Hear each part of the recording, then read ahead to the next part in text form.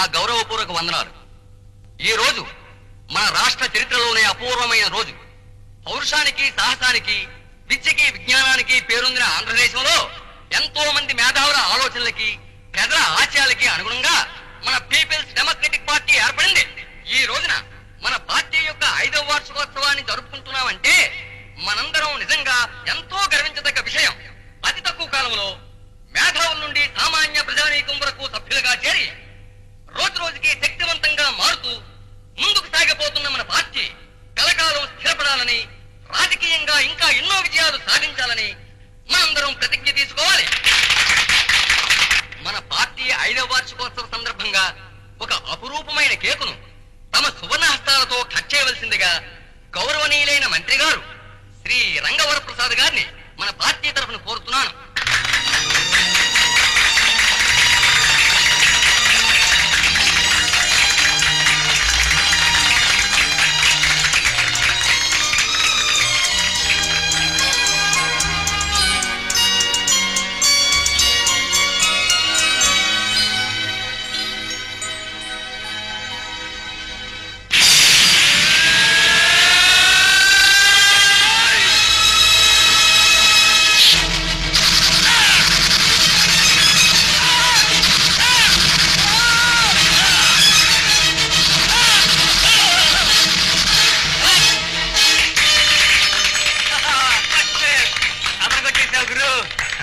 Congratulations mister Ravi.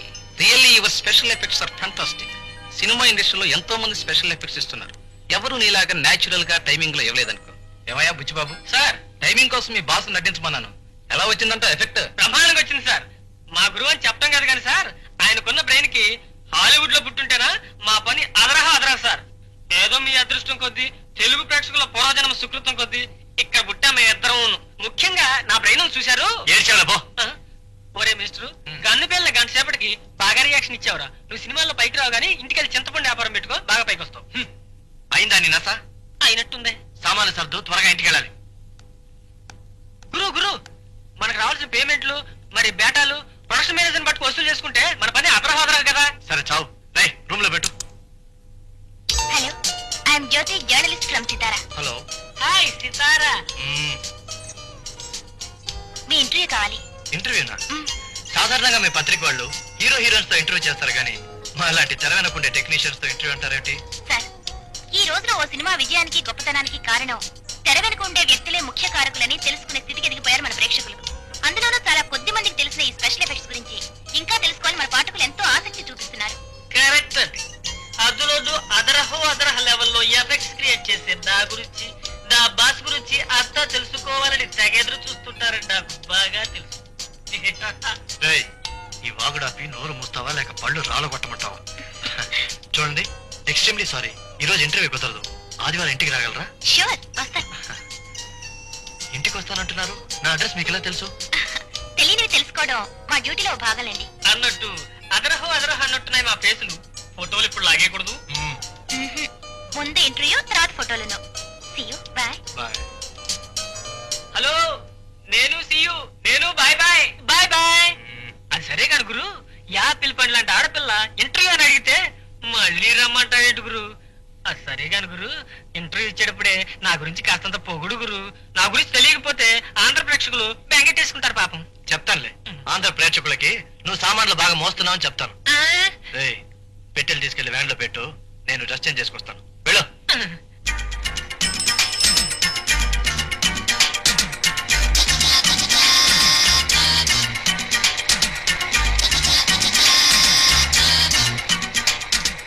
గురు, మన శోభలా ఉంది. శోభ? అవును. అరే పాప, ఎంతసేపు నుంచి వెయిట్ చేస్తుందో. శోభా, శోభా, ఇలా రా. నువ్వు వెళ్ళి వెనక్కి కూర్చో. ఓకే గురు.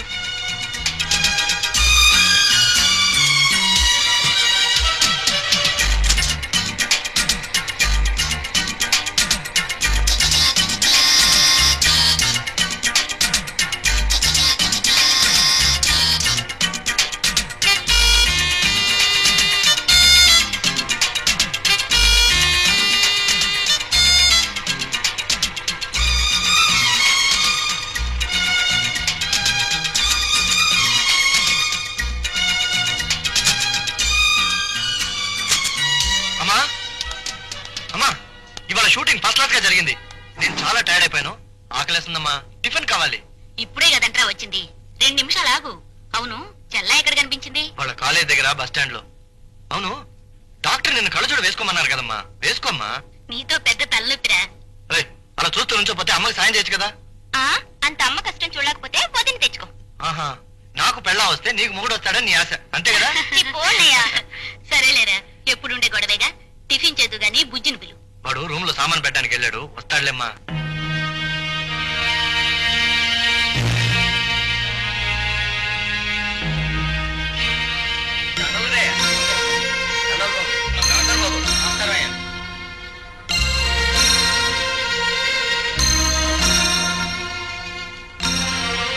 నమస్కారం నమస్కారం.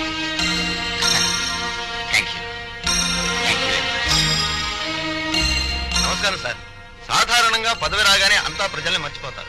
తమరు మాత్రం ప్రజల కోసం తాపత్రయపడుతున్నారు. నిజంగా చాలా గొప్ప విషయం సార్. ఇందులో గొప్పే ఉందయ్యా. ఓ మంత్రిగా నా కనీస బాధ్యత. అన్నట్టు బెనర్జీ, సార్. పత్తి రైతుల ఆత్మహత్యల గురించి మనకు పిటిషన్ వచ్చింది. Yes sir. ఈ విషయం చీఫ్ మినిస్టర్ గారితో మాట్లాడాను. ఆయన ప్రతి కుటుంబానికి 50,000 రూపాయల చొప్పున సాయం చేస్తామన్నారు. తొందరలో ఆ ప్రాంతానికి వెళ్ళి వాళ్ళకి ఆ డబ్బు అందేటి చూడాలి. మీరు ఇంక సెలవు తీసుకోండి. సార్, ఆ? పాప మన పార్టీలో ఎంతో బాధ్యతగా పనిచేసిన తిరుపతి కొడుకండి. నమస్కారం సార్. ఉద్యోగం విషయంలో మీ రికమెండేషన్ కోసమని. చూడు బెనర్జీ, ఈ రికమెండేషన్ల వల్ల అర్హత లేని వాళ్ళు ఉద్యోగం సంపాదించుకుంటున్నారు. అర్హత ఉన్న వాళ్ళు శాశ్వతంగా నిరుద్యోగులుగా మిగిలిపోతున్నారు. అతనికి విద్యార్హత మెరిట్ ఉంటే ఉద్యోగం వస్తుంది, లేకపోతే రాదు. నన్ను మాత్రం ఇరకాటంలో పెట్టకండి. Very sorry.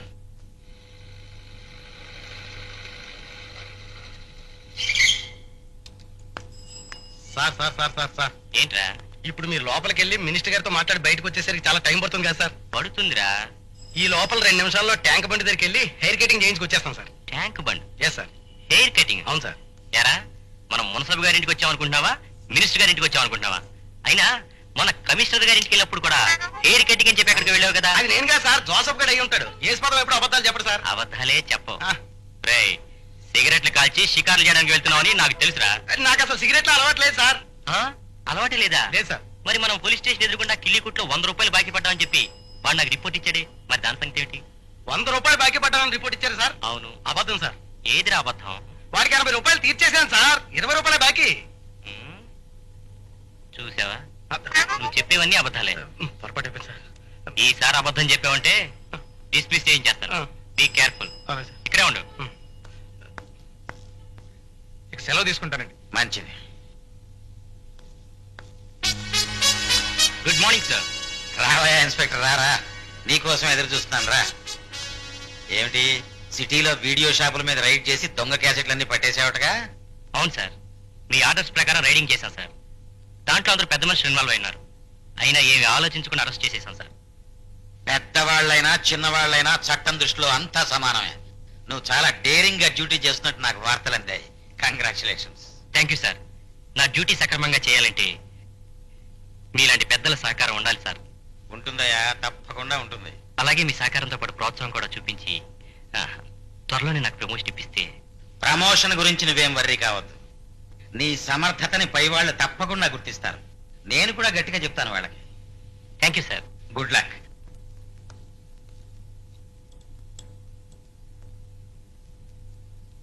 ఎక్కడా మన పుత్రరత్నం టిఫిన్ కూడా రాకుండా ఏం చేస్తున్నాడు?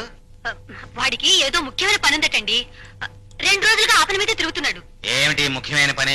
అర్ధరాత్రి దాకా బారులో తిరగటం, ఆ తర్వాత అమ్మాయిని లేచుకుని హోటల్లో కాలక్షేపం చేయటమేగా. వీడి వల్ల నాకు నా మంత్రి పదవి కూడా చెడ్డ పేరు వచ్చేట్టుంది. పోన్లేండి, ఏదో చిన్నతనం వల్ల. చిన్నతనమా? ఈ పాటికి పెళ్లి చేస్తే 20 మందిని కనేవాడు.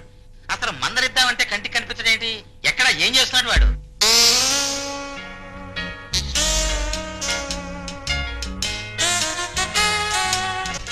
Hello, put me 222-121. తెయ్యం తత్తా తెయ్యం తాహ, తెయ్యం తత్తా తెయ్యం తాహ, తెయ్యం తత్తా తెయ్యం తాహ, తెయ్యం తత్తా తెయ్యం తాహ.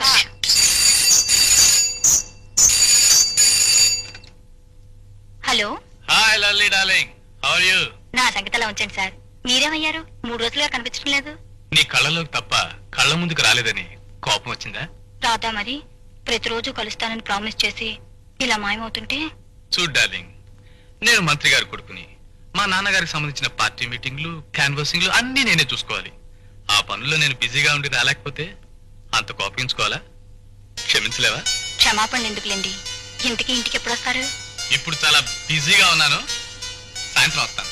మీకోసం 1000 కళ్ళతో ఎదురు చూస్తూ ఉంటాను. బాయ్. బాయ్.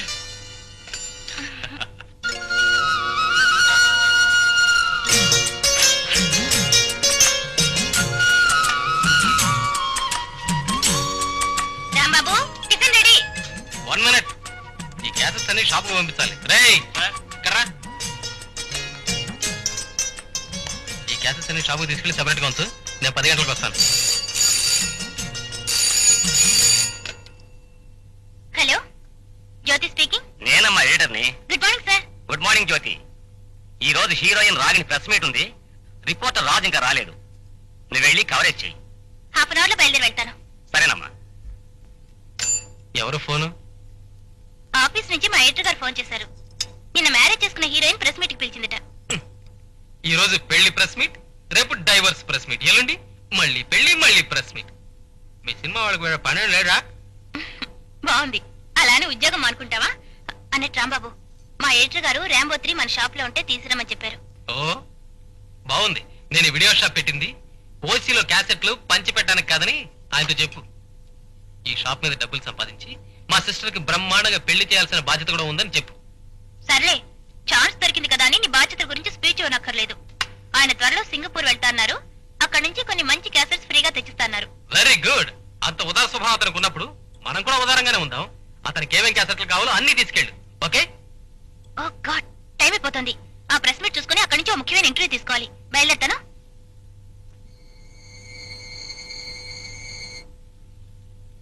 ఏమండి, మన పెళ్లి విషయం మీ నాన్నగారితో మాట్లాడతానన్నారు. మాట్లాడారా? మాట్లాడతాను లలిత. మంచి ముహూర్తం చూసి నాన్నగారితో చెప్తాను.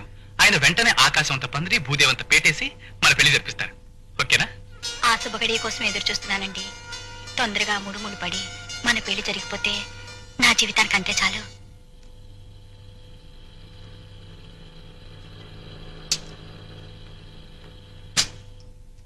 హలో జ్యోతి గారు. హలో, ఏమిటి ఈ మధ్య కనిపించడం లేదు? ఎక్కడండి, క్షణం కూడా తీరుకుంటలేదు. షూటింగ్లు అండి. రాత్రి పగలు ఒకటే షూటింగ్లు అనుకోండి. రాఘవేంద్రరావు గారి షూటింగ్, రామానాయుడు గారి షూటింగ్, కోదండరావు రెడ్డి గారి షూటింగ్, బి గోపాల్ గారి షూటింగ్, ఒకటే బిజీ అనుకోండి. అంత బిజీయా మీరు? బిజీ అంటానండి, అక్కడ చేసేదంతా నేనేనండి. వాడికి ఏం రాదండి, చేద్దామన్నా చేయలేడు. ఇప్పుడు నీ గురించి చెప్తున్నా, రా రవి. ఆపోయ్, నువ్వు నీ వెదవాగుడు. గుడ్ మార్నింగ్ రవి గారు. Good morning. ఏమిటి ఇలా సడన్ గా దయచేశారు? మొన్న నేను జరిపిన ఇంటర్వ్యూ పబ్లిష్ అయింది. అది చూపిద్దామనే వచ్చాను. నలుగురు ఆట పట్టించే విధంగా ఏం రాలేదుగా. గాసిప్స్ ఏమైనా వస్తాయోనని భయపడ్డానికి. మీరేమీ ఆర్టిస్ట్ కాదుగా.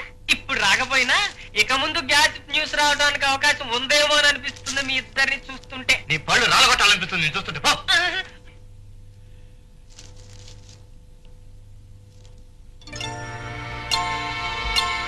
సినీ చిత్ర లోకంలో విచిత్ర జాలం. క్యాప్షన్ చాలా బాగుంది. అంటే మ్యాటర్ బాగుండదని మీ అభిప్రాయమా? అలా అప్పుడే అలిగినట్టు మాట్లాడతారేమిటి? కొంచెం ఆగండి, చదివి చెప్తాను.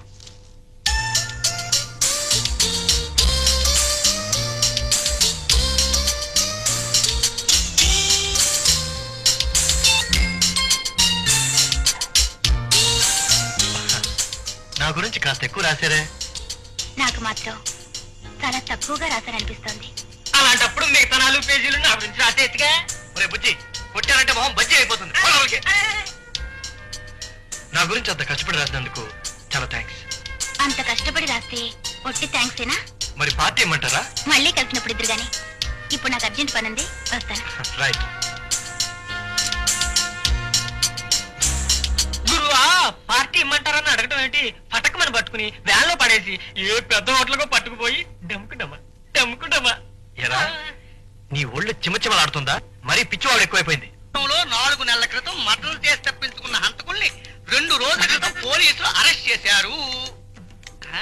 3 నెలల క్రితం గుంటూరు పోలీస్ స్టేషన్ పక్కన మానభంగం చేసిన 3 వ్యక్తుల్ని నిన్న పోలీసులు పట్టుకున్నారు. 6 నెలల క్రితం బంజారా హిల్స్ ప్రాంతంలో ఒక ఇంటిపై దాడి చేసి 2 లక్షల విలువ చేసే వస్తువులను దోచుకున్న బందిపోటు ముఠాని ఇన్స్పెక్టర్ చక్రవర్తి గారు పట్టుకున్నారు. కానీ ఏమీ దొరకలేదు.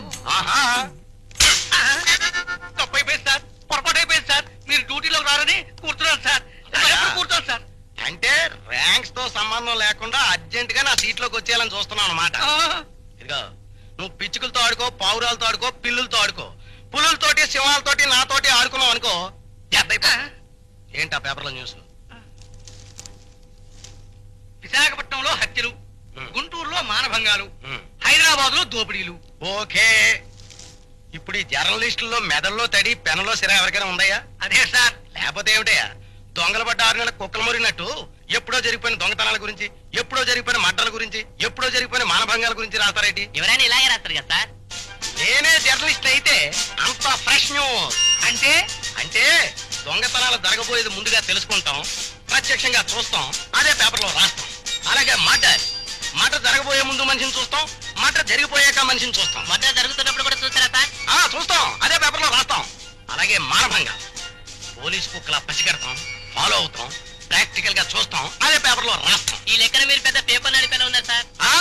అవును సార్, నాకు అలాగే అనిపిస్తుంది సార్. ఆహా. సార్, మీరు హెడ్ కానిస్టేబుల్ ఉద్యోగానికి రిజైన్ చేసేసి ఆహా. వెంటనే జర్నలిస్ట్ అయిపోండి సార్. ఏరా, నేను ఈ ఉద్యోగానికి రిజైన్ చేసేస్తే సీనియారిటీతో సంబంధం లేకుండా డైరెక్ట్ గా సీట్లోకి వచ్చేద్దాం అనుకుంటున్నావా? నువ్వు పిచ్చుకలతోటి, పావురాలతోటి, పిల్లులతోటి ఆడుకో, పులులతోటి, సింహాలతోటి నాతోటి ఆడుకోకు.